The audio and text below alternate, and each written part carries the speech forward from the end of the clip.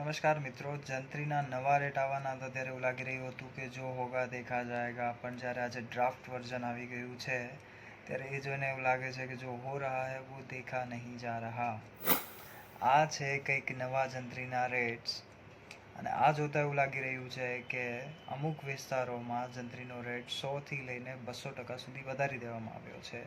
તો અલ્ટિમેટલી જે ઘરની પ્રાઇસો હતી એ 35થી લઈને 40% સુધી વધી શકે છે. આ જંત્રીનો રેટ એપ્રિલ 2025થી ઇમ્પ્લિમેન્ટ થઈ શકે છે. તો જો અગર આપ આપનું ઘર લેવા માટે પ્લાનિંગ કરી રહ્યા હોય નિયરેસ્ટ ફ્યુચરમાં 6 મહિનામાં કે 12 મહિનાની અંદર, તો પ્લીઝ એપ્રિલ 2025 પહેલાં આપનું ઘર લઈ લો, જેથી કરીને 35થી લઈને 40% વાળો જે વધારો છે એનો બોજો આપના ઉપર ના આવે.